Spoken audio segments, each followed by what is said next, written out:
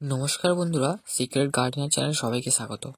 বন্ধুরা, আপনার কি ছাদ বাগানে এই জবা ফুলের গাছ কিংবা গাঁদা ফুল কিংবা শীতের যে কোনো ধরনের ফুলের গাছ কি আস্তে আস্তে বাড়ছে? তাহলে এই ভিডিওটা অবশ্যই শেষ পর্যন্ত দেখুন। বন্ধুরা, শীতকালীন যে গাছগুলো আমরা ছাদ বাগানে লাগিয়েছি কিংবা যারা যারা আপনাদের ছাদ বাগানে কিংবা বাড়ির সামনে বাগানে লাগিয়েছেন, তাদের ছাদ বাগানে কিছু গাছ খুব ধীর গতিতেই বাড়ছে। বন্ধুরা, ছাদ বাগানে কিংবা এমনি সাধারণ বাড়ির সামনে বাগানে ফুল গাছের তাড়াতাড়ি গ্রোথ এবং ফুল গাছে প্রচুর ফুল ভরিয়ে ওঠার জন্য যে ট্রিক আমরা এই ভিডিও দেখাবো, সেই ভিডিওটা অবশ্যই স্কিপ না করে শেষ পর্যন্ত দেখুন। বন্ধুরা, গাছগুলিকে গ্রোথ সম্পন্ন এবং খুব ঝোপালো এবং প্রচণ্ড ফুল আসার জন্য যে ট্রিকটা আমাদের মানতে হবে বন্ধুরা, ফুল গাছে যে পোকামাকড় আক্রমণ হয় ওর জন্য ওটাকে দূর করার জন্য বিভিন্ন কীটনাশক ব্যবহার করতে হবে। এছাড়া আমরা যে ঘরোয়া উপায়ে গাছটিকে ঝোপালো এবং গ্রোথ সম্পন্ন করে তুলবো সেটা হচ্ছে গিয়ে আমরা সরষের খোল।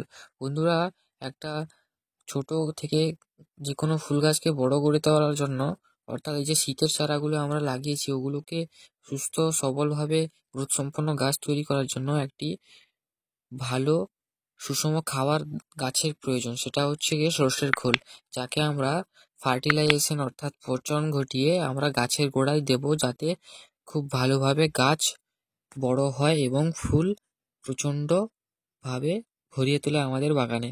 এটা হচ্ছে গিয়ে বন্ধুরা সর্ষের খোল, যেটাকে আমরা ছাদ বাগানে পচিয়ে বা ফার্টিলাইজেশন করে গাছের গোড়ায় এই তরল সার হিসেবে দেব। এটিকে আমরা একটি কাঁচের পাত্রে দিয়ে দিচ্ছি, যেটাকে এখানে 2 থেকে 3 দিন রাখবো, যাতে এখানে ভিজে পচে গিয়ে ভালোভাবে ফার্টিলাইজেশন হতে পারে। এতে আমরা সর্ষের খোল এছাড়া একে আমরা ডিএপি কিংবা এনপিকে 10-26 ইত্যাদি দিতে পারি কিছুটা, যাতে গাছে আরও কিছু নাইট্রোজেন, পটাশিয়াম, ফসফেট ইত্যাদি পৌঁছে যায় গাছের গোড়ায়।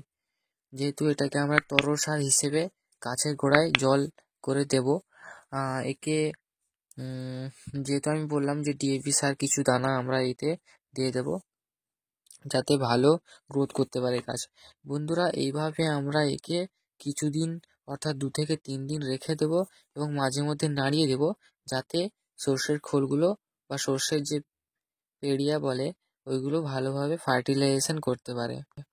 আর বন্ধুরা, এগুলি যখন আমরা গাছের গোড়ায় প্রয়োগ করব, তখন দেখব গাছের গোড়ায় যদি জল না জমে থাকে, অর্থাৎ গাছের গোড়ায় মাটিটা যাতে শুকনো থাকে এবং সেই শুকনো মাটিটাকে একটু আমরা আলগা করে নেব, যাতে এই যে সর্ষের খোলের তরলটা আমরা সরাসরি গাছের গোড়ায় পৌঁছে দিতে পারি। বন্ধুরা, দেখা হচ্ছে পরের ভিডিওতে।